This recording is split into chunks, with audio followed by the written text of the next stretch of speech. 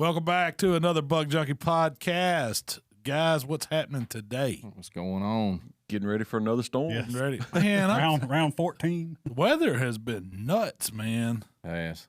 Yeah, It's knocked out. How you going to hunt turkeys when it's storming? they ain't in a tree. It done blew them out. Yeah, then blowed out. Blowed them over the neighbor's property. Yeah. That was Hopefully one some thing. blowed over on us. I was going to talk. It was my week to kind of come up with what we were going to talk about today. And before we jump into all that, but it got me to thinking. I was debating on talking about what do you do, like severe weather, hunting situations, things like that. You can't go. It knocks you out of a lot of it. And Mikey, you kind of got caught in a little bit of that last weekend. Y'all were doing some fishing and stuff. So we're going to talk about that fishing trip today. But my main topic that I wanted to talk about was I know it's the middle of turkey season. Crappie fishing is high point right now, but we got to start talking about habitat because it's time to start thinking about what you're going to do summer plots. And, that's our big thing on our place is habitat. So we're going to talk about what our mindset is going into getting ready for summer stuff today. It's time to get your plan together. Yeah, you got to get a plan. You got to get a plan first. You don't just go to co-op and buy seeds and go put them in the ground and hope. No. But We have them many years. Yeah, that's the way we used to do it. That's the way we used to do it. But before that, we last week we had a good podcast where we talked about Jamie. It was your week, and we talked about equipment or items that we have bought for the last year that we really loved and used a lot. So that was kind of our main focus. And we talked about those electric battery power, cordless power tools, trail cams, cameras. I'd say is probably everybody's main go-to right now and everything.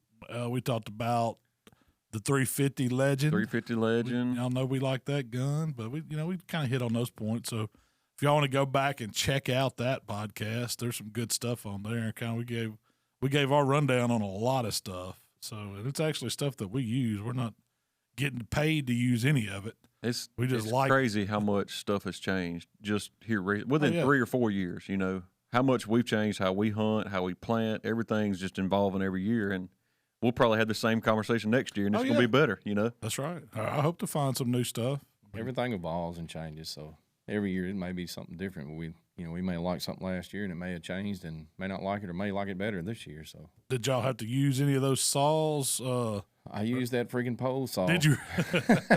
Yeah. So I know we talked about last week. We mentioned that we'd had some tornadoes in Mississippi, and they were down south of us. Yeah, Luckily, Rolling Fork and Amory and all that down south. But it was Friday evening. Yeah, Friday. I was out of town. I didn't get to go through it, but y'all was all in the middle of it. Tornadoes was around. Mikey, your parents, their house got hit. It tore the roof off, the porch off, damage. I don't know how many trees out there. Yeah, they took the worst of it out of everybody that I've seen so far up here. So.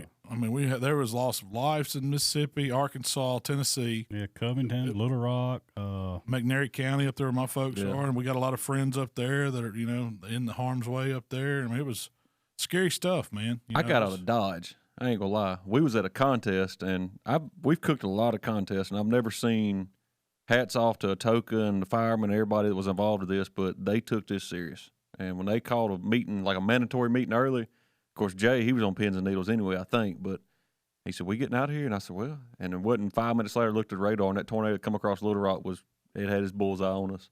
We went to Hooters, and we went to Bartlett. We got away from it, sat at Hooters. Yeah, y'all made a big, huge U-turn and went in front and back behind the storm. Where did you go, Jamie? Well, safe room.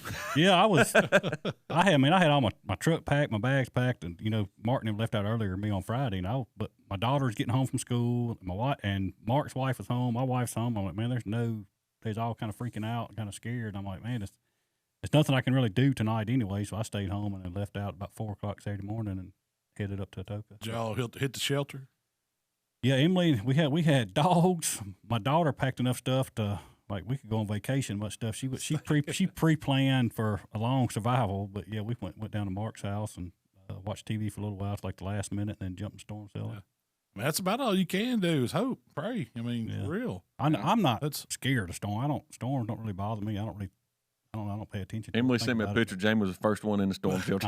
No. These we've had some hit close to home. I mean, it's no joke. It's nerve wracking. It's you know the one of the biggest things is that I'm impressed with is just the power of those. If you've never been like ground level, like standing there where one came through, and I've seen them from the road and stuff like that. But once I got in my parents' yard and the property they own behind it, it's a disaster. I mean, it's hard to it's ruined. imagine. Yeah. It's ruined. Well, that kind of got me to thinking on top of it. What do you do? So we own hunting property. You get storms like that come through, and y'all see what it does to the trees. It just destroys your habitat. You start over. I mean, you have to, right? Pretty Well, much. Yes, and so that place, me and Mikey up our house, heck, we've hunted for 20 years. Tornado hit it 3 years ago. And 3 years ago. you can't walk 10 yards and it so many trees down. Well, that's where we had to go cut Daddy's deer yeah, out. Daddy to get killed a it. deer, and we literally had to cut a path to get to it to even drag it out. But yes and no. I mean, your pretty habitat's gone, but the cover is fantastic for deer and turkey. But that was what I was going to get at, Jamie. Does it improve it as a way? Because you got to think it's taking down some of these old tall trees. New growth knocking them coming down, in. New growth coming in. New things are going. It's making bedding areas. Is it easy to hunt? no, I mean, No. like I said, me and Mikey Mark spent 20 years we could go in there blindfolded and find it. Now, I don't even know where I'm at in there now. It's like It's that bad? It's that bad. I spent 2 days just cutting trees out of the road just to get a forward Yeah. where you could access it because Fate wasn't even going to hunt it. You can't get to it.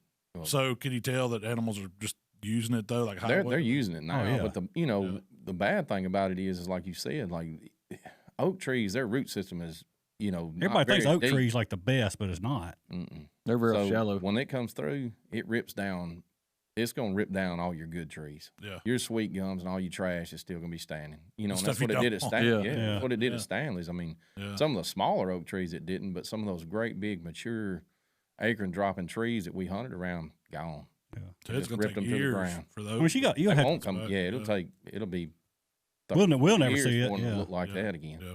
you have to go and evaluate your property and see like, I want to leave this crap over here for cover, but yes, you're gonna have to go in and replant, redo something if you're wanting to be able to hunt it and have a food source. Yeah, you had to get a dozer or a piece of equipment in there to kind of Put your move plots. out and make put your plots back together, put your trail systems back together, and all that stuff like that. I mean, because you talking about some work, it's going to be a lot of work. Yeah, nothing. It's You gonna get double it. You get in the same situation like we were talking earlier when the reason we hack and squirt and stuff is that you got to be able to do something with that material. Like, Yeah. what do you do with it? I mean, you got hundreds of trees down. You got to find somewhere to put that, or have a field that you actually feel safe enough to burn that much. But I mean, you're still talking about tons and tons and tons of fuel you got to do something with. Yeah. Because to lay there and rot, to turn back in. You'd never see it go back to Yeah. normal. It would take forever. It's devastating. It's devastating on a hunting property. It's really devastating when it comes through a home site. and Yeah. stuff. Oh, yeah. Just seeing all the people that showed up out there Saturday after the storms, and because it come through Friday night, you couldn't get to nobody, all the trees that were in the road. But when we were up on the roof, me and my brother up on the roof, and another couple of guys fixing the roof and just trying to get it in the dry where they weren't getting wet because it ripped the roof off the house. It's still raining and stuff. So, but anyways, there was people just pull up on the side of the road, got out chainsaws, went to work in the yard.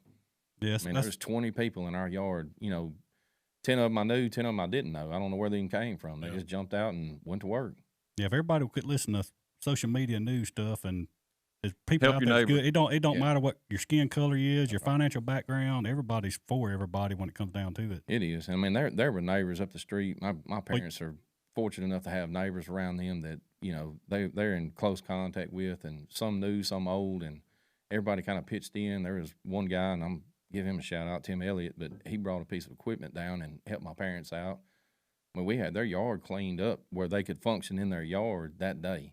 Yeah. By evening time. But if he hadn't brought that piece of equipment, we never You'd still be down there. Well, that's just like you said. You said this guy was on the roof with you and Randy. You're like, I don't even know who this guy is. He I didn't showed know up who out of he was. nowhere, but he was there to help take care and watch after your mom and dad and, do whatever to help out. Yeah. So something like this happens. I mean, you got to think about that. I mean, we've tried to help people when we could, and sometimes we wasn't able to, and we've used your company to help people, and Mark Jamie's and us personally, if we went and tried to help people. But if you listen to this, if something happens to your neighbors or anywhere and you can help, man, it means a lot to them. I promise you. Heck yeah. Well, that's a big thing now. There's a lot of donations being done. I mean, we know some organizations like OBR. They're big, feeding first responders or people that are displaced, because of weather events like that. But there's a lot of other organizations out there taking donations. I mean, it's simple stuff. You don't think about it, but people need batteries. They need water. They need, toilet paper. It could be anything that helps. So there's nothing too. Heck, just as simple as stopping and asking, hey, you need help. Yeah, they might tell you no, but that made them feel better. That's right. I mean, your power goes out. I mean, some places, if the power goes out, like if you're in inner city and you don't have a well, or you're in some rural area, it's on the water system, if the power gets knocked out and they cannot get power, now, granted, they ought to have a generator to get it back up, but you're without power for a little, or power and water for a little while, so you can't use the bathroom. No sewer, nothing's no water working. to drink, or a lot of people. A lot of people don't have nowhere to go either. No, they don't. Because the insurance companies, they're not going to run over and grab you and tell you, "Oh, come on to the hotel room." They're not going to show up for 2 or 3 freaking days and food with you. So you just kind of do it on your own. And if you ain't got no funds to go nowhere, you're stuck there. Yeah, I mean it's a nightmare, and you hope you don't ever have to go through something like that, but you understand when people do that, they do need assistance and help, and if we can all be there as part of a community, it means a lot to folks. It does. Or you go cook on some of that fresh crappie, right, Mikey? That's right. So Mikey, before how many people can you feed? Before that storm hit, go back. You and your brother Randy went out and did some crappie fishing. We did, but it's unique crappie fishing. This ain't like a lot of folks think they're just y'all wasn't trolling or standing on a bank or trolling. Explain to the kind of crappie fishing y'all went and did. How many sticks of dynamite was it? Yeah. So me and Randy we were wade fishing. So we put on waders. We wade in water anywhere from ankle deep up to about your belly button, fishing for these crappie. And usually we get out in the edge of Arthur Butler Lake somewhere. It may be on, that's a pretty big lake, so it covers 2 counties. Yeah. So I mean, you can do this just about anywhere, and around this lake. But we fish around, we wade out in that water about that deep, right around the edge of the lake bed. You can't hardly get in there with a boat for all the buckbrush and stuff like that. So we're kind of in behind all that stuff. But we'll walk around in there and we'll just fish certain trees. Mostly willow trees, and these other ones we call ironwood trees and cypress trees. Those are the 3 trees that the fish like to be around. And the more vines that are hanging on it, the better it is. Because they get in those vines and they're trying to make nests and they're hiding in there. In cover and stuff like that. But we'll walk around out in there, and we take anywhere from 8 to a 10-foot jig pole with a spin cast reel on it. Got 8-pound test on it. We fish with a cork, and your depth is going to depend on how deep the water is that you're fishing in. So if you're in ankle deep water, you're probably not fishing but about 6 inches below the cork. But we'll put a jig down below the cork. Colors will vary depending on the time of the year or where you're at, or just from one side of the lake or the other. It'll change. Muddiness of the water. Yeah, I mean the clarity of the water will change the color of the jig, but anyway, you just kind of you just flip that, you take that jig pole and you stick it in those vines and stuff, and you just kind of bob it up and down, and just try to entice him to bite it, and he'll grab it, and you drag him out of all that crap. So those crappie sitting on beds this time of year, is that why they're up in that shallow water? They're getting ready to, yeah. Or what are they? They're following. What are they following? The water temp, I guess, or water temperature and the depth. Because they're not in there year round, right? You can't go catch them like that in the hot summer. No. We've had so much rain, the water's up, so it's all green stuff and it's in a lot of and vegetation. everything else out they can eat on. Yeah. It's but your water depth. Arthur Butler's a hard lake to fish because it's all your core lakes are flood control lakes. So as rain comes in, they let water out, and then they'll drop your lake down to try to handle some of that rain that comes in. So you're constantly fighting the depth of the water. You may fish a certain tree one week and catch 15 crappie around one tree, and the next week you go back, it'll be 10 foot under the water. It may not be, the water may be 30 yards away from it. That tree's gone. You can't fish that one. So you kind of got to watch your lake levels and know where to be at and stuff like that. So y'all find these spots kind of from year to year and just kind of make mental notes of them, where they're at, where you've caught them before, what levels? When you're hunting, rabbit hunting or squirrel hunting or deer hunting or something like that, you go out there and you can kind of see the ground, where there's no water in there.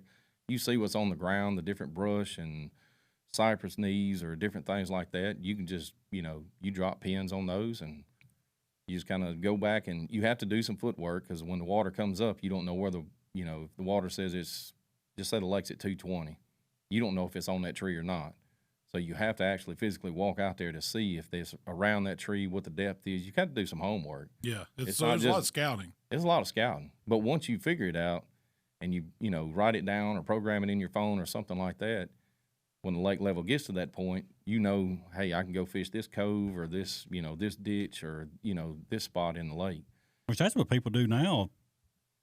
Like I say, the core lakes, they stay down in the wintertime. You can ride side-by-side foilers around a lot of the lakes, and they'll go out there and where these beds are or ditches, they'll pinpoint them on their GPS. Then when the water gets up, hey, they got it marked in it, well, they can get their boat and go to that same location, kind of the same thing. Yeah. So my question is, how stealthy are you? I mean, Because you're in the water with the fish, so you're stirring up Yeah. mud when you're walking. But and like so you got a 10-foot pole, so you're reaching out yeah. 15 foot in front of you, 10 foot in front So of you. that's what Jacob was asking me. You know, I had some footage from me and Randy fishing the other day, and Jacob was asking, he's like, why are y'all whispering in the video? He said, can the fish hear you? I mean, you're walking around in the water. And I was like, yeah, I mean, Vibration, feel they hear it, vibrations. but he said, but you're walking in the water. I said, I know, but there's disturbance in the water all the time. There's other fish swimming around in there. There's beavers. There's Snakes. Man, snakes. you- There's boats going by and all that stuff. I said, they don't pay as much attention. And it may just be a habit that me and Randy have when we're out there anyways, you know, because we've always kind of whispered when we fish, because fish do. That's what I was You don't always think they told. can't hear you. You just, You can't get away with cutting a little fart in them tight waders when you're in the water. Yeah. Better run them all off. Won't be a fish for a mile. Earthquake. Yeah. Man, I was getting tickled at him because when we got there, he said that he was like, man, or we were leaving, he was like, man, he said, we walked in that lake. He said, them fish knew when I hit that lake, Mikey. He said, my legs went in the water and they was like, oh, hell, that dire boy's back. He's going to catch all of it. He said, and then you walked in and they was like, oh, shoot, there's 2 of them. Y'all might as well give up now. Let's go on, turn belly up. Randy said he caught 2 fish on the first tree, turned around and looked, and he had 7 dragging behind him. 5 of them just got on the stringer because they gave up because it was both of us. What no use in fighting. He said, there ain't no need in Houston fighting. Some of y'all going to take one for the team. So- We're all going. And that lake, you can catch 15 each per day. 15 each. They got to be 12 inches, over 12 inches. Over 12. That's a big crappie, man. Yeah. So when you're fishing in there, like Randy had on the poles, he has from the end of the pole up to a certain spot on the pole where he's got 12 1/4 inches marked. So we didn't Yeah. keep anything under 12 1/4, and he marks it with a permanent marker around that rod. Yeah, that's an easy So- gauge. Yeah. So when you catch him, you just set the fish on the rod, and if he ain't long enough, just drop him back in the water and keep fishing. Because you will, if it's borderline, you throw it in a cooler ice, will draw up, she's going to shrink. Did y'all catch anything other than crappie? No, it was all crappie. They all like white crappie or black and white? That was mostly looked like white crappie, but we had a couple of blacks. There wasn't many of them. So we call them crappie up here in North Mississippi. Down in South Mississippi, they call them white perch. Yeah. Same fish. Then you What's, go Louisiana. what's Sockeye. Yeah, Sockeye, Louisiana. Yeah. It's all the same fish, right? Yeah, it's all the same fish.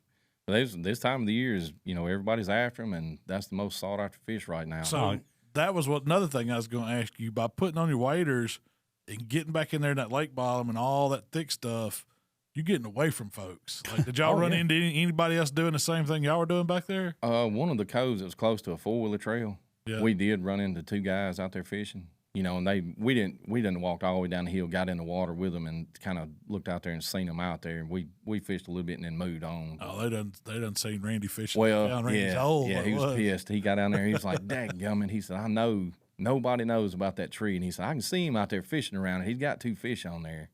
He said, "I know he's rode by here or walked by here before and seen me down there fishing and come back in here." 'Cause I wonder if in Mississippi we get people from thousands of miles just to come here and hit our crappie, our peak crappie Sardis, season. So Enid. evidently, it's like the turkey hunting of the water. That's I right. guess. Well, so usually when the dogwoods are blooming in Mississippi, the crappie are biting. And that's when you see all them out-of-state plates come, and they're fishing Enid, Grenada, Arca Butler, Ross Barnett, Sardis. I mean, they'll come with a camper and a deep freeze and refrigerator, and they're staying for weeks and weeks. Yeah, It ain't yeah, like yeah. they're showing up for the weekend and going back No, home. you're right. They'll take 3 to 4 weeks out of Yeah. vacation and come down there and fill up freezers. I ain't that mad at them.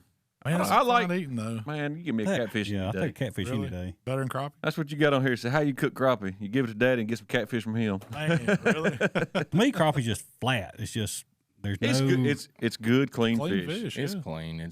I don't prefer it over catfish, but yeah, Oh. it's Daddy shuns up when we say catfish over crappie. I know. So how do you? So y'all are out there catching these crappie. How are you toting them around? All right, so we on our waders. If you ever paid attention on your duck hunting waders, even fishing waders got it. They got a little plastic D-ring up here on the chest. Yeah. So we take a chain stringer, one of the ones these old cheap safety pin ones. Safety pin stringers, and hook that in that D-ring, and then the other, the rest of them, they're long enough where when you're walking in the water, the fish stay under the water, stay alive. So they're just floating there beside you. Yeah. So like if you went in there and caught you caught a big one or something like that, you wanted to discard it, we usually hook them through the lip. Yeah. So, don't ever go through the gills, because you do that, you're going to damage the fish. But, like if you just say you got into some big ones, you had 3 or 4 of the smaller ones on there, we could always unhook them and drop them. Cull them a little bit. Cull them and grab them big ones. Because they're still alive. I mean, they're. Yeah, they're still. Yeah, you're pretty much not getting out of the water long enough just to measure it on the pole, measure length. Yeah. That's it. Yeah. Pick him up measuring and put him on the stringer, and he's good to go. You do like you did that day duck hunting. You fill your waders up with water. You just got a live well. Put them in there. Yeah. That'd be the first thing I'd do, fall down. This way of fishing though I enjoy it a lot more, because I've been with Mark Jamie's daddy trolling, and I hated it. It was awful. The guy in the front of the boat has got all the poles. You're in the back. Pretty much you're just putting the bait, taking the fish off, putting the bait on, handing it to the guy in the front. Yeah. You got poles off the back, but you ain't catching nothing. They're usually the guy that's catching them. And then you control with, a lot of people troll with crankbaits. Yeah. They'll throw them off the back of the boat and run big motors, and that ain't no fun. See, I've kayak fished for crappie, and I probably haven't fished for crappie but 2 or 3 times. I don't think I would like 15, 20 poles or whatever you can have on the front of a pontoon boat floating across there. Just, It's an efficient way to catch them, I guess, if you're, if you want numbers. If you want numbers and you're like being in a boat, but when you get into them now, when they're starting to come up in the bed, I can catch more crappie than a guy out there trolling. Oh, you ain't going to catch them trolling right now. Mm-mm. They're up in, those crappie are staying, or right now they want to be in that, 60-degree-ish water. Yeah. That's why they come up to where they are. That's where they're going to spawn. Yeah, they're looking for the males are looking for beds right now, so they're going to make a nest. Out to the deep water. That's when those guys run those trolling rigs. I've been out and done it. It's fun. I mean, it depends. Like, 'cause we did it, man. We had music on. Of course, we had some drinks in the cooler, and it was a day. Yeah, out there doing that. We filled up cooler with fish, but it wasn't like fishing. It was more camaraderie. You just riding around talking. Yeah. And, one gets on. You take some kids with you and let them pull some fish up. But it's not like it ain't like what y'all were doing. How much ground do you think y'all covered in the lake? Probably not that much, really. No, because you're hitting everything. Oh, you're hitting everything. It was. You take a mile. I mean, well, so. When we weren't catching fish, like we would have a couple trees, he'd have Mark, we'd fish those trees. And then we would fish the entire cove. So we'd go from point to point and fish so we would, what he calls speed fishing. He says like trolling for landmines. Just stick the rod out in front of you and just bob it back and forth as far as you can reach and just keep walking. So you're just fishing, trying to pick a fish up. You hit every tree you can possibly hit. And you pick a fish up here and you liable to fish 2 or 3 trees, not get one, and you pick up 1 or 2 on another tree and just, you keep fishing like that. So, I mean, we probably covered walking in the water, fishing, probably over a mile. Yeah. So, I mean, that's a pretty good. That's a long ways of water. Yeah. Well, you're not doing it fast. You're really, I mean, you say fast, but it's not fast because you're trying to fish kind of like pole out, move it 10 degrees, fish it 2 degrees, fish it. So it's not like you're just running. Yeah, because I mean you can't fish far. I mean you can't fish all the way around you because there's thickets and things like that. So I mean you're pretty much just fishing whatever opening you can get your stuff in, and then you move up 15 yards or 10 yards and fish that, and then you just keep moving around the lake till you find them. And there ain't no casting. You're just talking about you're just no casting. You're just picking it up and setting it back down, kind of cane pole-esque fishing. Right. You're letting out about. We had out about anywhere from 6 inches to 12 inches of line from below the bottom, last eye to the cork. Oh, and that way that's not far at all. No, when you stick it in there, you drop the cork when it hits the water. You just barely pick it up and plop it back down. Pick it up, plop it back down. So you don't bite it in, move it around the tree. Do the same thing. So what's your rig? What are you fishing? Just a little like 1/32 ounce jig, like crappie jig, or just a crappie jig. A skirt, a tube. They make all different kinds of heads to put on them. I mean, you can get the chartreuse head, you get the plain, the black, the white, some with eyes, some without eyes. You got road runners that's got a spinner on the back of the head. any of those. Yeah. You just kind of find what they're hitting, and you may change jig colors for, you may not ever change them. You may walk in there and just they start hitting that one. How much tackle did you lose? No. So you didn't have to change anything really. So you ain't toting the tackle box really.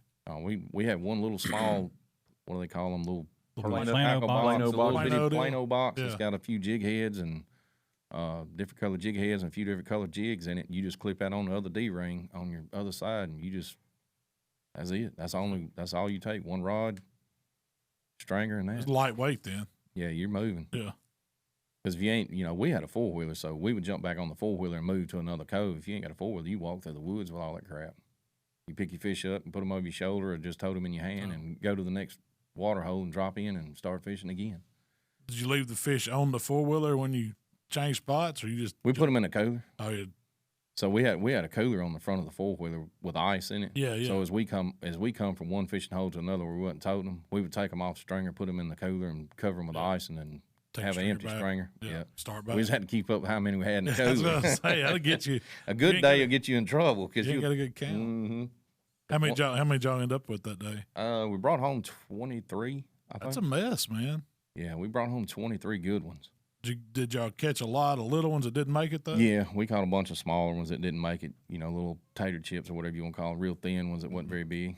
But I call them spillway crappie. that's all we it. used to That's catch what down there. You're going to pick up a few Spillway. of those. Did y'all But- do that? Like just go fish the rocks at spillway? Man, yeah. That's what I you got to know how to do that. You just don't show. My experience, you just don't show up to spillway and fish. I guess it depends on how fast the water's running. I've had some really good luck down there. I mean, we used to go with a teenager, just crappy lures and go down there and catch gar, just something we doing something. But as far as like fishing, I have no idea. There's a technique to that. Man, I when caught some it's of the biggest bass I ever caught on that spillway. Fishing spinner Yeah. baits right. I mean, I'm 3 foot off the rocks, just running it down. Now you can't. If a bunch of people down there fishing, they'll hate you Oh yeah, yeah, because you're fishing right where they want to be. But those bass come up there and eat those small bait fish. Man, they tear some spinner baits up in that spillway. man, I've got in some good bass on past, outside the rocks where the banks get steep, and those banks have ledges on them, so they'll drop. And fishing a worm, throwing it down the bank like you're talking about, right up on the bank, and let it fall on a ledge, and just pull it, bump it, and when it falls to the next one, in between those ledges, they'll smack it. Yep. You got to get it away from the gar. Once you get off the top, foot of water, you're good to go.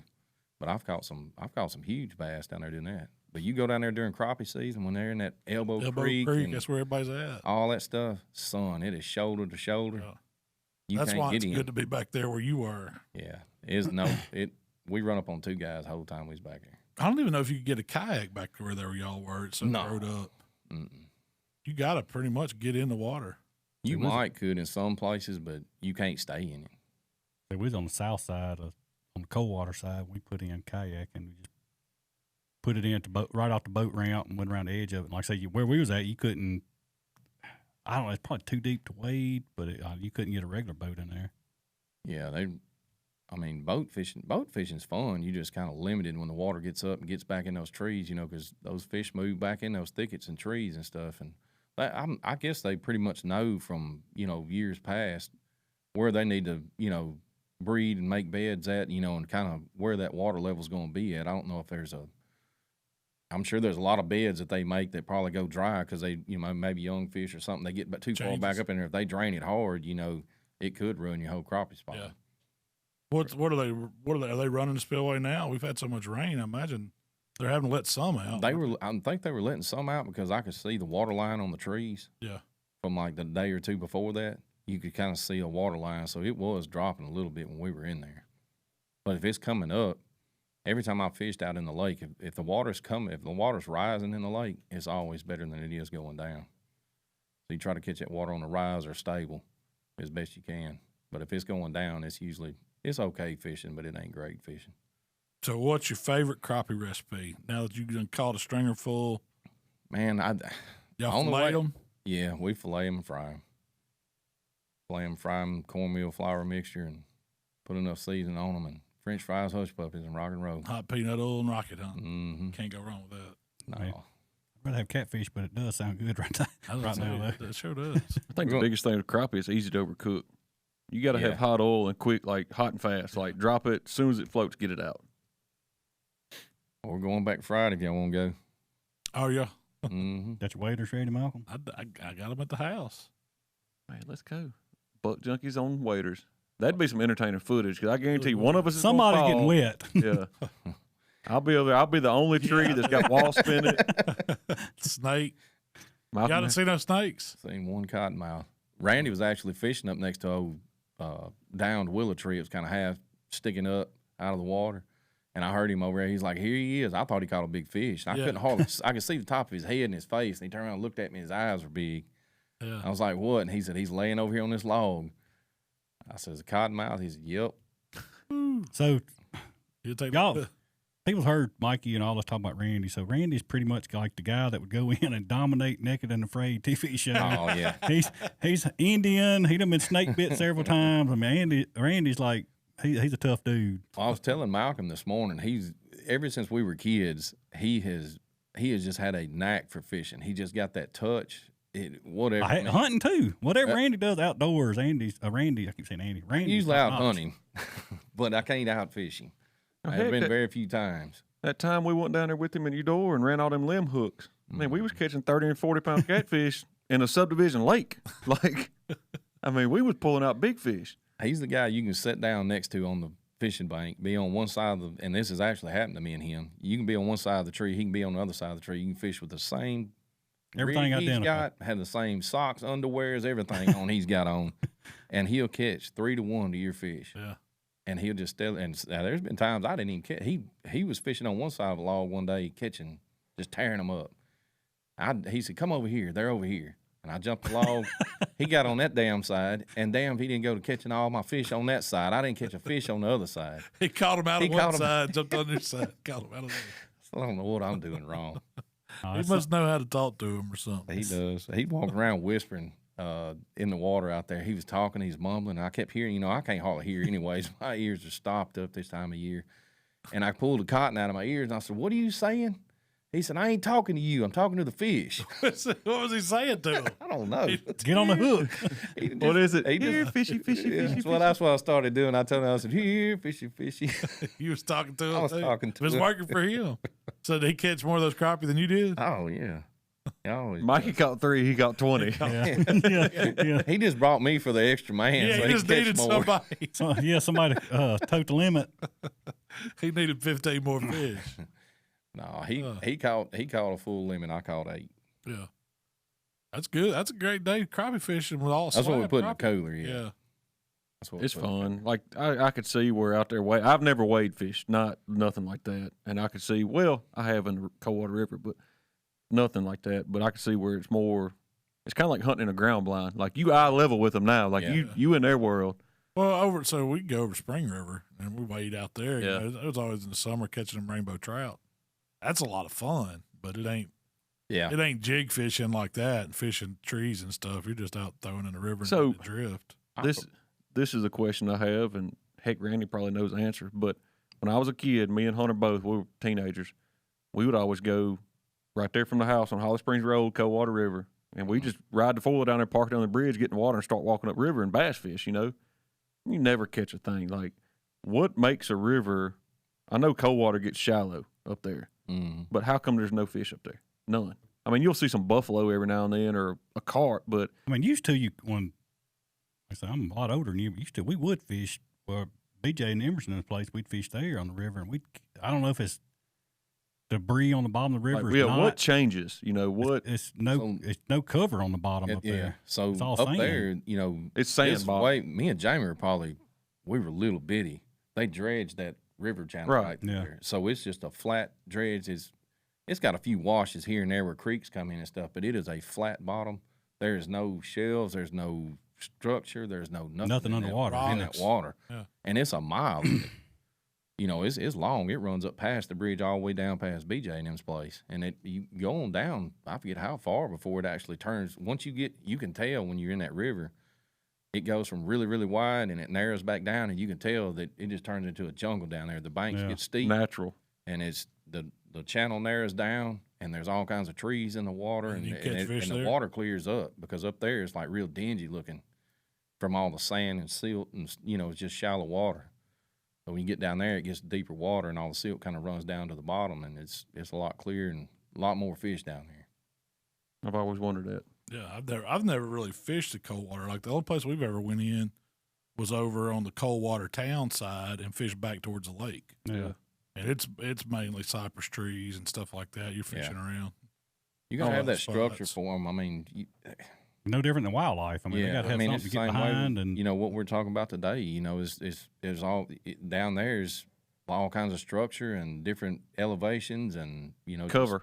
Yes, there's stuff for them to hide in there. So bait fish are hiding in the bushes and trees, and the big fish are laying on the outside waiting on them to peek their head out for them to get them. So I grew up on a lake up there in South Haven, and we'd always go around the neighborhoods after Christmas and get the Christmas trees. Yep. Yeah, And so we'd take them and tie them to cinder blocks and put them out, get an old John boat, and take us out and make us a crappie bed out in the lake, and we'd mark it with tomato stakes. That's how you knew where your crappie beds were. We didn't have nothing fancy back then, but those would hold fish. Like we'd start catching them in the spring like now, and then we'd had some in some deeper water across the mouth of a point. yeah. You could put some out there, and it's deeper water, and it'd hold fish in the summer out there, so they'd be up in the shallows just like they are at Arca Butler now. They have a day at Arca Butler. You go and do all that. Tree Oh, day. yeah. There's a day.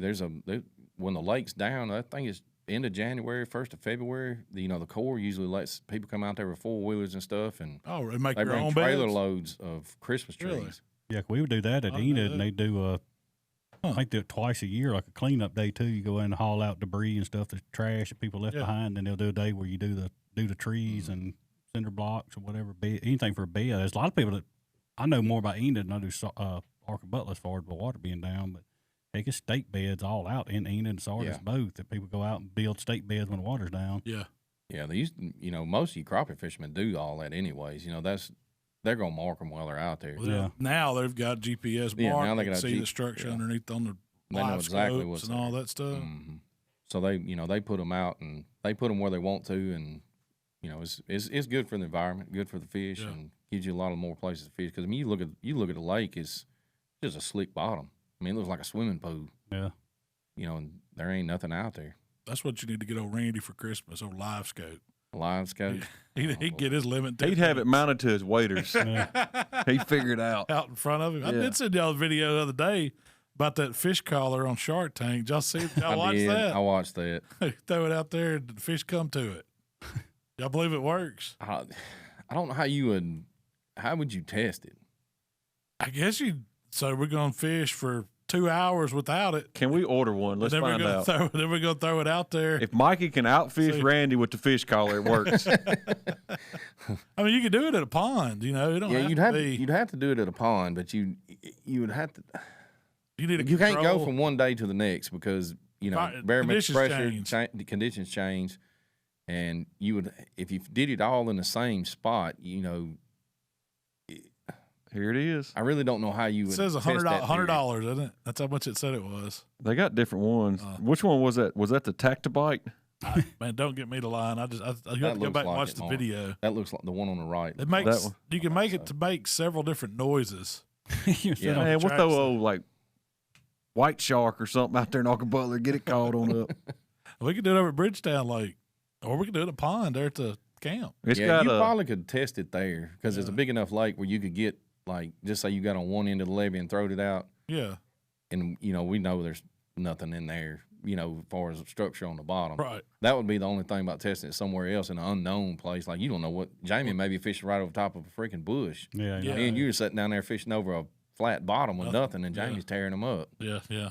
So there's two different ones on Amazon. One's the one that was on Shark Tank, and one is a Livingston lure, which Bass Pro actually sells, and it's got a 5 out of 5 star For fish calling. for fish calling. I This don't know one about says fish just got the calling. here fishy, you play it. I have fished. Like we went down to Dolphin Island. We go down there every year and go fishing, but we're deep sea fishing. But while we're staying in one of these little fish houses, they've got piers out there you can fish around, and people have lights that they'll mount on the bottom of the water, underneath the water, and they'll cut them lights on at the docks or whatever, and fish just come to them at night, man. Yeah. You can see them redfish coming up there, all different kinds of trout, all kinds of fish come to those lights at night. I guess because it draws in bugs and bait fish and all that. Yep. but the lights work at night. I know that. I don't know Yeah, if it's legal in Mississippi, but down there in Dauphin Island, it seems to be. Yeah, me and Randy's tried that before. We dropped lights in the water before, and you could see bait fish come up there. Yeah. You know, They used to. Cabela's, a Bass Pro One sold a Floating styrofoam I like remember floating that. light. Yeah. but fishing around those docks and stuff, we used to fish those private lakes and stuff. They'd have floodlights on like their little boat dock or whatever. Yeah. And Did you order? you catch more fish around I'm some of going to. those than you would the ones that were just in the black dark. Yeah. That's going to be our summertime game. How they got beat Bobby Flay, Yeah. outfish Randy. Outfish Randy. We'll take special guest. You picked a pond, lake. If Don't we bite. challenged him, it'd probably take all four of us to catch him catch by himself, us on the team, to outfish you. To outfish you. Yeah. Somebody told me one time, your damn brother can catch a fish out of a mud puddle. Well, let's talk about summer plot planning. That was kind of the main focus today. I know we got off on crappie fishing, but I know it's turkey season. I know crappie's biting, but you got to be thinking forward what you're going to do in your summer Yep. plots. So right now at the stage we're at, it's time to go ahead and if you're going to buy seeds, make your mind up what you're going to buy and start looking for them because when it comes time to plant, you may not find them. Yep. Everybody starts buying them. So I like to always go ahead and plan early. But I thought about our plan is what worked last year that we really liked. When we kind of know, we've talked about it, Vetch. but that vetch is what's going back in our plots this year. Yeah, the vetch was the most impressive thing that we planted So last year. price point per seeds per acre or pounds per acre, vetch versus clover. Because I've had several people ask me that. Oh, clover? Clover, Yeah. way Clover's cheaper. highest. Well, Yeah, I no, knew vetch is pretty high. dang- Vetch, I knew vetch wasn't cheap, but I thought I was thinking. I mean, I was. But pretty also sure. depends if you buy like an imperial white or just Well, a red clover. Yeah. Now, But also- red's not too high, but you get on those Berseem and some of the white clovers. Donna, Man, that stuff can get up to. But- ooh, On the initial cost to hire in clover, yes, but if it gets 3 to 5 years out of it, right. it's done paid for itself, in my opinion. Right. I mean, that's where you got to sit down and make your plans at because putting clover, we're keeping clover. We got clover. we've got some we're going. That's part of the plan I was going to talk about. You have to make your mind up. Where are you going to leave clover plots? Where are you going to plant your other summer plots? Because we always want a variety. Yeah. And summertime, pound for pound, the clover probably does give them more protein than And it's the more of an vetch. all around. But the vetch is more heat tolerant. Yeah. Like when it comes the middle of summer, that clover's burn up. Yeah. Like So unless you you got shady spots, you're not gonna have any clover. It's Yeah. gonna be bare ground, and that's what happened to a lot of ours last Well, year. too, if it's that hot and we get one of them gully washing rains, it burns it up and turns rots. Yeah. Like, I mean, it'll just turn Brown black. crust, Yeah. and then you don't get clover come back. And there's, that's where you got to know your property. And like Jamie was saying, you got to balance out. Like if you wanted to plant, if you have to make a plan that fits your schedule, that fits your property. Clover is probably pound for pound, price for price, all around is probably the cheapest thing to maintain, take care of, and not have to Easiest, fool with. You cut it once a year, maybe twice a year. You usually spray it about once a year. Once after it comes back the next year, you got to fertilize it too. With low nitrogen fertilizer, but you once if you do that once a year, it will get in there. It'll get lush. It'll get thick. It'll stay.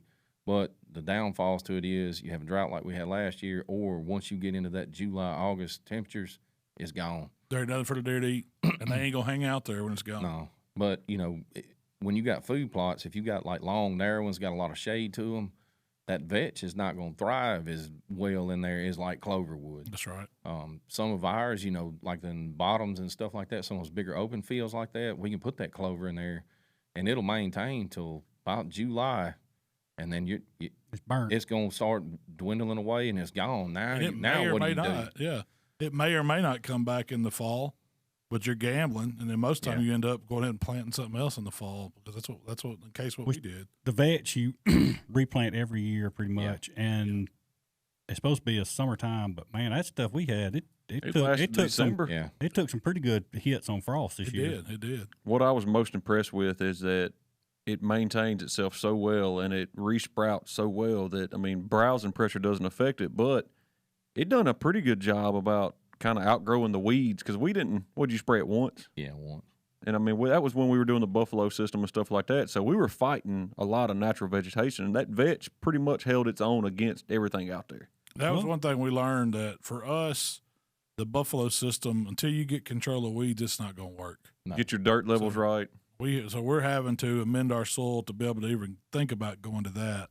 And we still may not be able to. It's always going to be some combination of using some kind of chemical, using some fertilizer, and controlling the weeds. That's just, we have to.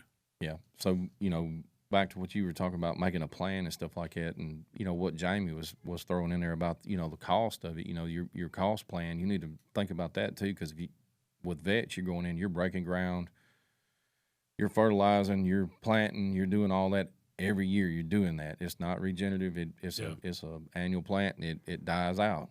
Once that first frost gets it, it usually kills it. So red clover, which what you see on the side in Mississippi anyway, you see all on the side of the highway. That don't. They say it don't. It does. I say a lot of people say it does not come back, but I think the nutritional value, protein wise, is better white versus red. Yeah, white's got a little better protein value in it than what a red does. And the white comes back for most of those are a 3 to. I've seen some that's up over 5 years. Some of them claim 7. Yeah. The Durana brand. Whatever, some of those, But you were maintaining and grooming that to get 7. Yeah. I mean, John runs Imperial out there at their place and gets several years out, and he said just like you train your grass in the yard. He said the same thing. He pretty much got his train now from clipping it over the years, right above the bud or whatever. And he said now it pretty much stays at a steady height. It's lush. But like like what you was talking about with the red clover, just kind of prove a point. It does come back. Now, that stand will probably die out in a year, but those little red pods on the top, which is the seed heads, reseeds itself. When you cut it, it turns around, reseeds itself. So you're even when it dies out, it lays back on the ground, and then once it makes contact with the dirt and dries out, it's going to come back eventually. Because you look on the side of the highways here in Mississippi. Oh, yeah. You ride down the highways, they're not replanting that every year, and there's freaking red clover from Jackson all the way up here. Well, I got it coming up right now on my driveway, and I never planted it. Where I done all the dirt work and fished a lot of washes right there at my driveway, it's ate up with clover right now, and I didn't put it there. But food plot wise, 9 out of 10, you're gonna see white clover. Yeah. So most of the time you plant the annual with the perennial, which is your red with your white. We plant them both. So your red will come on up first, and you'll see some of that, and you won't see that white till springtime. Yeah. And then the white's what we're seeing now. So that's what's come back, because it makes an underground network of root system before it ever comes through the ground. And so that's why sometimes it can tolerate some heat and some sun. A hard drought where it bakes the ground, it's going to hurt it. What's one of the things we struggled with, and you may not get this right off the gate, but I'll lead into it, but one of the hardest things we fought with when we first started planting? I mean, I would think it'd be the weeds. But what were we trying to do? We were trying to make it look like that package on Biological. Oh, yeah. Groom it, make it pretty, and that's not unnecessary. Like, go ahead and, if you want that, that's fine. But realize you're going to do, 3 or 4 times the amount of spraying, 3 or 4 times the amount of fertilizer that's not necessarily needed other than it's appealing to your eye. Yeah. The deer don't care. No. The biggest, and that's one thing with like clover. That's when you want to show off to your buddies what spots look like. Yeah, you can have that pristine, carpet-looking, clover out there if you want to. It don't hurt for a weed or two to get in it. I mean, you can take a jug of Roundup out there and spot squirt it and walk out. You don't have to spray the whole 2 or 3 acres. And I think too, like after a couple of years of you doing this, you get a handle on that. I mean, really, we fight with that goat weed or whatever that junkie is. Oh, we goat weed, thistle, Johnson grass. Yeah. Goat weed's one of the things that we got it. Yeah, we fight with a lot, but like up to around pond stand, I mean, you get a little Johnson grass in there, but it maintains itself pretty good without just beating yourself up trying to maintain it. Yeah. The big thing that I liked about that Vetch, though, was it grows so evasively itself that it does choke out a lot, and you can spray it. So we can plant, and that's what we were going to cut some of the cost back on the Vetch by adding buckwheat to it this year, because the buckwheat and Vetch can spray that it can get sprayed the same, and it'll grow enough to choke out weeds, and then the deer love the buckwheat too. Well, that's something we found, that when you go do this plot, just because you go to Walmart, hardware store, wherever, and buy a bag of seed, pay attention to what's in there because you might not be able to spray because of a broadleaf, a narrowleaf, or whatever's in the same seeds, grain, same whatever's bag. in it. Yeah, if it's got grass or if it's got broad. And that's what we run into with that buffalo system last year. You know, we were talking about it, and it's a great system. It's a great system if you can get it to work on your property. But we kind of jumped the gun, and you know, I know they say that as you go, it's just 3 or 4 years. It builds it up. But after we seen last year, what we seen last year, Fighting a jungle. you're fighting a freaking jungle, and our deer are eating all the good stuff that we're trying to keep out. They're eating it so fast that We didn't have enough food for them to begin with. no, Yeah, for the deer, for the number of deer. they wipe the beans out in weeks. Just a matter of a couple of weeks, they'll wipe Cow every peas, bean 2 days. Yeah. Oh yeah, if I had my choice, I would have nothing but beans. Mhm. But you got to have a lot of land, a lot of ground for it. It don't work in microplot situations. Yep. You know, if you don't, I don't even know if 10 acres is No. enough to do beans. Not They'll, down there, they'll it wipe wouldn't it be. out. Yeah, not with the population that we have. Yeah. One takeaway I thought when we were talking about planning was we noticed last year that we left that edge on a lot of our bigger fields. Yeah. And every single plot this year, I think we need to have an edge on it. Well, you look how Because South Trump was one of our best stands, and we got rid of all the edges. it looked pretty. It looked pretty. We Cleaned it had up, a ton ran of a turnip machine, greens out yeah. there, but we didn't see no deer. It looked like we were growing greens, didn't Yeah. it? I mean, it did. I mean, and the deer loved it in Yeah. the At summertime at night. Not, yeah. But you don't see them in the daytime in it because they don't feel safe. You go to plantation with all them little edges and eco edges and little pieces of grass out in the middle of your plot, and it was like ants on honey. I mean, So that's exactly how we're going to design our plots this year. We're going to go back to some of those bigger fields and cut them down and make deer highways in them to where they feel safe moving across them and on the edge of them, coming out of transitions from the woods or a ditch to the plot. It's not just going to be, pop right out in the open into the plot. You got to give them room. so if you want to use, say, standing corn as a transitional edge or cover, when do you need to plan it to where it's pretty much at its peak come fall time? May. I would say we're backing ours off. We're always thinking like, oh, after Easter, we're safe on frost, so let's go ahead and get our summer plots in the ground. I think that we jumped the gun on that. But we've never had the crop on the ground like we do now with all that winter wheat that's just growing Yeah. crazy. We got more stuff right now this time of year than we ever have. I feel like, at least it looks Yeah. like it. Yeah, but all that's going to have to get terminated. Yeah, I mean, But what Mark's saying, that's going to hold them over. We used to not have Oh, that, yeah. I mean, last year in a couple of fields, where we were going to try the buffalo system, me and Jamie had come in there and we'd planted some red clover and cereal rye last year that stayed around till springtime. But of course, like right now, this time last year, that cereal rye is about waist deep. Yeah. Yeah. So it kind of choked out everything else up under it, and it was just straight cereal rye. And they really weren't fooling with it much by the time Once it it got matures, that big. yeah. Well, I guess last year, the first year we did it, but regardless what you plant, man, do a cage.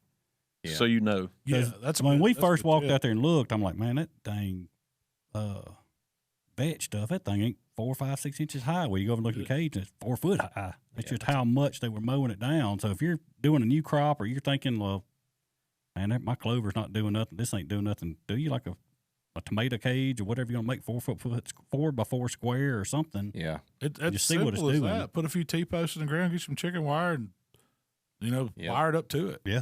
It's We nothing use to that it. little cheap plastic chicken wire, and it worked great because you just run around zip tie it, Yeah. Yeah, because I bought that. That didn't cost That was what $20 left bucks, over. yeah. it was like $20 at Tractor Supply. And you don't need much of it. We just zip tied it to the poles, and I think it'll surprise you about what you're actually planting versus how much they're mowing it down too. it did me because I mean I've said this before in one of the podcasts last year. I felt like a complete failure. Heck, we all First year we did. planted beans because I went out there and told Malcolm I knew how to plant beans. I planted beans beans, and no beans ever came up, but they never got over 2 or 3 inches high. Oh, me and Malcolm rode by there one weekend, and Malcolm's like, he don't know what the hell he's doing. Oh, ideally, We have done wasted thousands of dollars. I would love to go do row of corn, row of peas, and let them peas grow up to corn. But it ain't gonna happen down there. We got too many animals eating everything. Even the corn, like Mark was talking about, like if you wanted to plant corn for like a eco edge or some kind of cover or something like that. The problem with the corn depends on what kind of corn you plant too. But there's different breeds. Like the breed we planted, it don't get real high. It may get head high at best. Yeah. A corn will walk, a coon will That's what I walk was it gonna down in a say. heartbeat. So once the coon, the deer, and everything, once it starts ripening, they're gonna ride that to the ground. It's gone. I mean, You'll it'll have just be no laying edge. on the ground. You ain't gonna have much of an edge. Now it's gonna grow up with weeds anyway. So another reason we trap yeah. Yeah. is to keep the coons off the deer's food. Off the corn. Or whatever, where's that? I guess it was in Michigan, Indiana. Whatever that road crew plants on the side of the highway, It's it looks like. it's a type of Sudan grass, or it's one of those. I mean, it looks tall- like they don't keep their in between the highway lanes. They don't keep all that bush hogged and cleaned up. It's all like wildflowers, natural Yeah. vegetation. It looks really, really, really good up there. But there was a lot of deer too. Yeah. Yeah. You put that down here in Mississippi, everybody's gonna hit a deer every night going home. Oh man, if you planted I-55 Heck like that yeah. out to the edge, all the way Insurance rates down, be going up. for sure. And I think y'all made a pretty good judgment call as far as, we planted a lot of winter plots, but we planned on that winter wheat and stuff to come up at the end to get us to the point where we are now. So it gave us 3 or 4 months whereas before last year we were already planting. Yeah. And now it gave us a bigger window to where we can wait a little bit later in the year. It's still plenty of food for them. Yeah. Then you start getting your summer plots. And our in. clover still looks good. I mean, it is going to be time to mow the clover, spray the clover, and we're going to have a lot of it that we're going to keep. Yeah. And we'll probably put in some more clover come fall. That's just how how we'll do It's it. easy to put it in the mix when it comes Yeah. fall time because you ain't got to worry about weeds. That's Well, right. a lot of those, if you can afford it, a lot of those road beds and stuff like we have, our trail system and stuff, if you can get clover in there, those are ideal spots to put it because it's shaded. It's got pretty good drainage because it's on the road and stuff like that. Now, you're going to ride it down some. It's going to have bare spots where you ride, your Through it. sides or four-wheelers through it, but you're still keeping up. Add another food source. But the deer and the turkey use it. I mean, we moved the game camera over there where you killed your turkey, and we've seen. I mean, that's been the deer and turkey highway here. But it's also, And there's nothing planted there. That's just natural, grass. it's just coming grass. up. Yeah, wild grass. But it'll also act as a weed control too, because once Yeah. that clover comes in there, it's so thick it just don't let anything else. A little bit you may have to spray it once a year, but you're not running the bush hog 3 or 4, 5, 6 times a year through the summer trying to keep the road systems cut. It's already pretty much taking care of itself. Well, and I would say this time of the year you need to have probably already done your soil test. See what you need to do and mend them because most time everybody's going to need lime. I know we need lime. We hadn't got it. We were on the list to get it. As soon as you can get in there, and that's another thing, man. All these spring rains and the weather, You're the way it's battling that. been, you may not get in there. And we're not going to see advantage of lime this year. No. But if you can get in there and you can get the powdered lime put out, it'll. I mean, you're gonna have to. And most of them is going to take several tons. It's going to be a lot. What were we figuring? 35 tons? We were going to put down 2,500 pounds per acre right now. Yeah, So yeah, it was right there at 30. I think it was 2 trailers, 2 big trailers. it's a lot, but it needs it, and that's like you talk about what's going to help your crops grow or your plots grow better than anything. It's going to be getting that soil right and getting that lime, and the lime's going to get the pH right. Yeah. Once you got a balanced soil and you get it balanced, you'll see such a drastic change in like how your plants grow, and even like when you utilize Fertilizer you won't need as Yeah. much. your chemicals will react faster because it all kind of works hand in hand. Keeping that balance in that soil. So we were talking about planting beans with the vetch. 2 things here. What makes it where you can do that? Why can you plant beans with vetch? Because they're both legumes, and you can spray both of those with clethodim, All right. So what all is considered a legume? Any bean that creates a pod, correct? pretty much. Pretty much, yeah. I think even clover is considered a legume, isn't it? It's more. Yeah, I think it is. yeah, because Ain't no botanist. All that gets And over that- my head. so that goes to one of the other questions that you had about chemicals and stuff like that. You don't want to have to buy up a whole bunch of oddball chemicals because you may or may not use all those. And chemicals are not as effective from one year to the next. They don't Sure, last they have forever. They shelf will life, still, yeah. they'll still work, but it's not as effective. And after your 3rd year or 4th year, that thing may not work at all. You need to plant something that you can spray one chemical on, or maybe one early in the season, one late in the season. Control one to control broadleaf, one to control grass. Which is grass is what you're gonna be trying to control in the summer, spring and summer, and then early spring you'll be trying to control the broadleaf side of it. But you need to find breeds of or certain seeds that are able to handle that. Yeah. And that's what we run into with that buffalo system. We could not manage it at all without so many different terminating. species in Yeah, there. we had so many different species, and your grain sorghum and your what was some of the other grass doggone it, I can't even think of what all. Anyways, grain sorghum was one of the main ones that was in there that we had in there. The I couldn't Milo spray. was in there. Yep, Milo. I couldn't spray clethodim for the beans and the vetch because it would kill all that. So you need to find some kind of blend or just one kind of something that Has all the same family of plant. that you can. Oh, you're wasting your money You're wasting because you're going money. to kill it. Yeah, because you're going to get it up there, and then that Johnson grass or that thistle or something's going to try to get in there, and you're going to have to spray it with something to get it out of there, or it's going to take over a pigweed. Yeah. And what happens when you kill it back like that and you end up creating spots in your plots? Something's going to grow there. Something's going to fill in that It's spot. going to be mainly weeds. Earth's going to cover itself. But that's why the vetch works so great because it spreads and it grows evasively and it'll take care of itself. Well, back to the vetch. One of the big questions that when I talk to somebody about vetch is, well, I've always been told it won't grow here. How come? What is the deal? How come it can grow here? Like everybody we talk to up north, everybody says it won't grow here. Alabama, they say it won't grow there. What is it with vetch that? Why is that a thing? Do y'all know? I don't know. Or we just get you lucky? Can grow beans, you can grow veg. Yeah, Should be able to. It likes our climate. The joint deer veg that we plant likes it. I guess there are certain climate zones where. Well, heck, that one grew up through the like concrete at the shop where we spilled some seed. It was there all year. Yeah, I mean it's pretty. From what we're growing, it seems pretty damn resilient. Yeah, because it lasted way after frost, like after it was supposed to. I mean, it came on and it impressed me. we just got to get down there and get some work done. It's almost that time. Yeah, we still got. I mean, that's what it's about planning now. It's about that planning stage and knowing what you're going to do. Like if you need to get vetch, you better go ahead and start shopping for it. Where can you find vetch? Any seed place or what do y'all recommend? Most of the time, if you're going to order vetch, your co-ops or your whatever you have that's similar to a co-op. We have Tri-County over here, which is where we get a lot of our stuff from, and then we get some from our co-ops or you can call a seed company like Revere. Yeah. They used to be local, but they're Revere now. You can call. There's another company up on President's Island that Seed Inc. that sells. You probably would have to order that stuff and tell them, hey, we want enough vetch to plant 10 acres, and they'll order it for you. Now you may have to prepay for it before it gets there Some of it's them not blend something it for that, you. Yeah. If you want to plant buckwheat like we're going to with it, Did they'll we use figure out the ratio how much buckwheat to vetch you need per acre, and they'll pre-blend it. Your co-ops and stuff are probably not going to carry it because it's not like a cash crop for them where their farmers are coming in and buying that stuff. So they're not going to order that just in hopes that some guy's going to come in there and plant Ask that. for vetch. Yeah.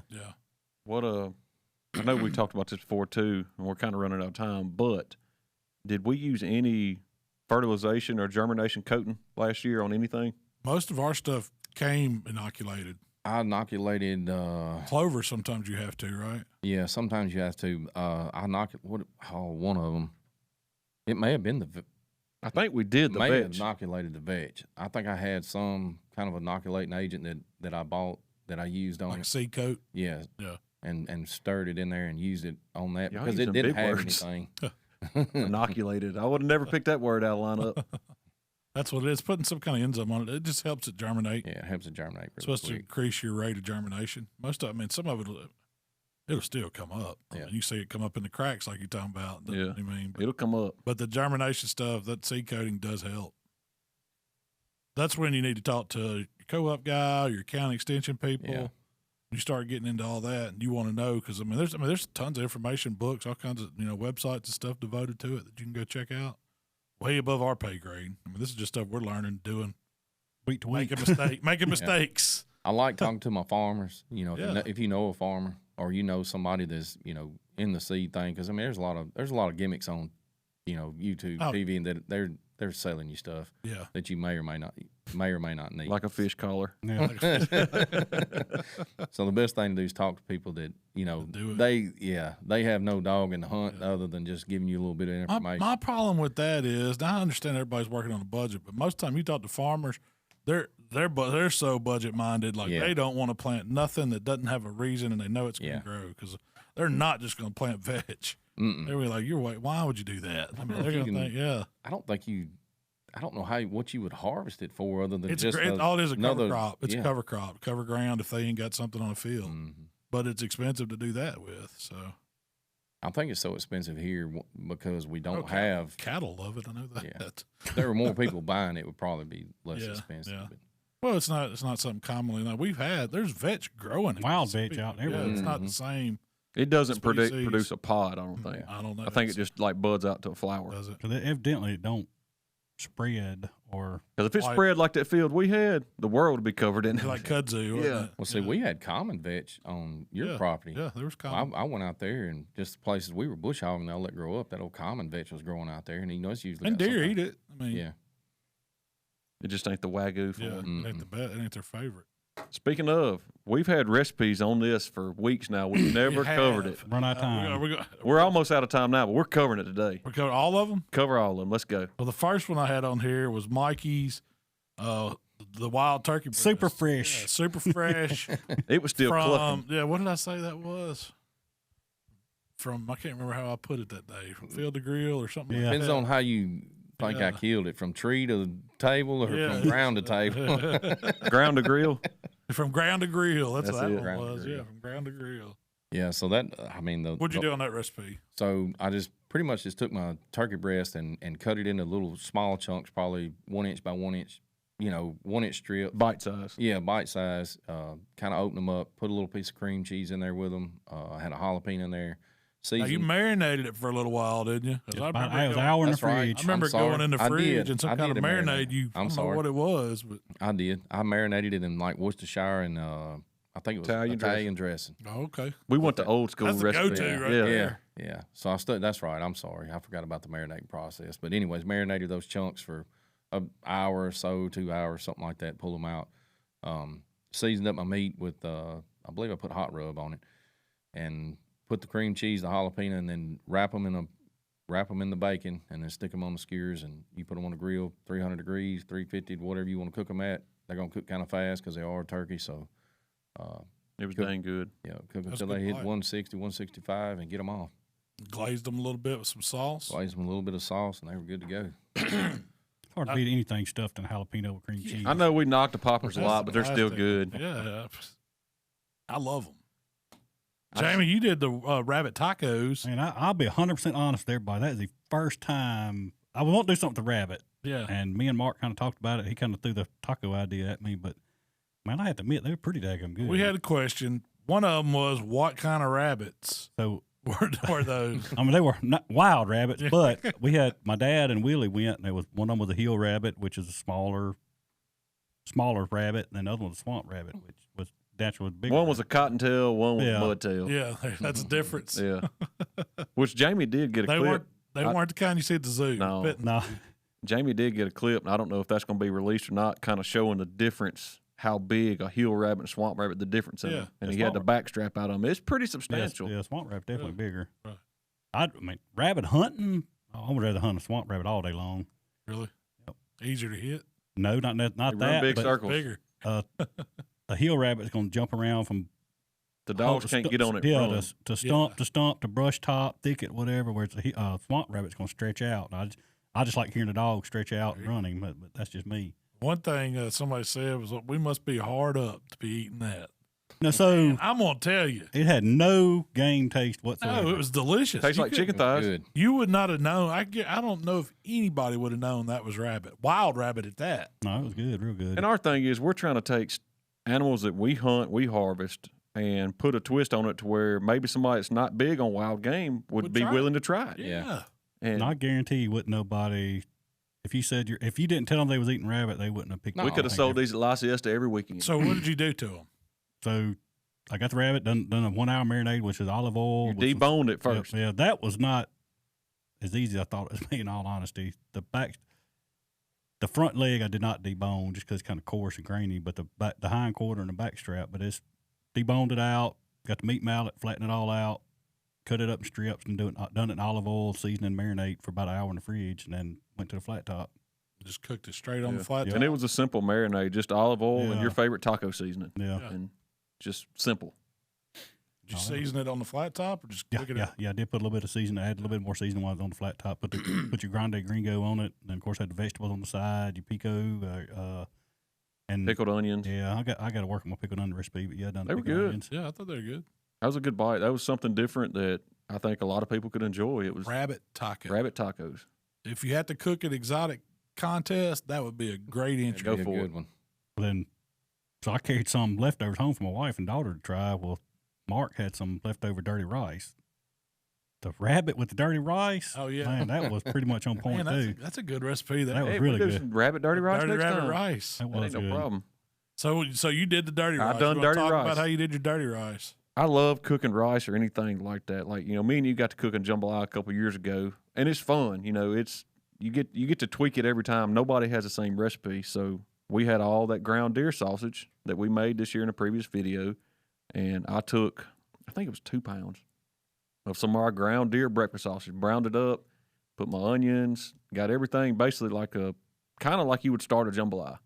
Except you got to make it dirty. And I had 2 pounds of livers, gizzards, innards, whatever. And You never would have known it was in there. you didn't get that, Only thing it does, it adds a richness and it makes it dirty rice. but it's not whole No. livers or nothing So like that. I took them out of the little 1 pound tub, butter bowl they come in, strained them, washed them off, and then I took just a chef knife and kind of chopped it up and broke it up where it's fine. And then once you cook it, it basically cooks down to nothing. And it's just adding a richness and flavor. And I added chicken stock, threw our rice off in there, and that's it. I mean, it was Finished it off with cream of mushroom one. Yeah, we put a little cream of mushroom at the end, just Very end. Very end. Yep. So once your rice gets done, I cook all my rice the same, and I usually get it all going, get the water boiling, turn it down as low as it go, put the lid on it, 25 minutes. Don't look at it, don't peek. Pull it out, fluff it, put your cream of mushroom in it, or cream of chicken, or whatever crema you want to put in it. Yeah. But A lot of people, they'll do dirty rice. They'll cook that rice totally separate. But yours I thought was unique because you cooked the rice in all this stuff. So it kind of got, that flavor was just all through it. The rice was dirty. I mean, the rice got dark brown, and the rice had a good flavor, and it was a little spicy because we added, that sausage seasoning of yours has a little bit of heat, and I did use the spicy to kind of season it up. Added some extra spicy sausage seasoning to it. Right. But I'll definitely make that again. That was a good meal. That was a stick to your bones, get you warm in the winter. That's right. It's a great time to make it too. But then you went Italian on us. We went around the world that day. I made the deer camp ziti, and it's kind of like I guess it's kind of like a lasagna in a little way. I mean, I started with the couple pounds of the ground deer sausage too. That was my meat for it. Browned it up with some onion, some garlic, the typical stuff you'd put in a meat sauce. I cheated. I just used jarred the Raoul's brand or whatever, just marinara sauce. And so I got my sauce right, seasoned it up with some prime beef, a little garlic, just some other thing, Italian seasoning, just to get that flavor going.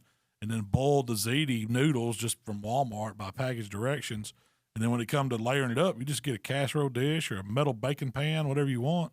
Put a little sauce in it. Put you a layer. I took cottage cheese that I mixed up with some Parmesan cheese. That's what threw me for a loop. I was like, I ain't gonna do it. But you wouldn't even know. You did not know it was in there. It melts out. So I put dollops of that in there.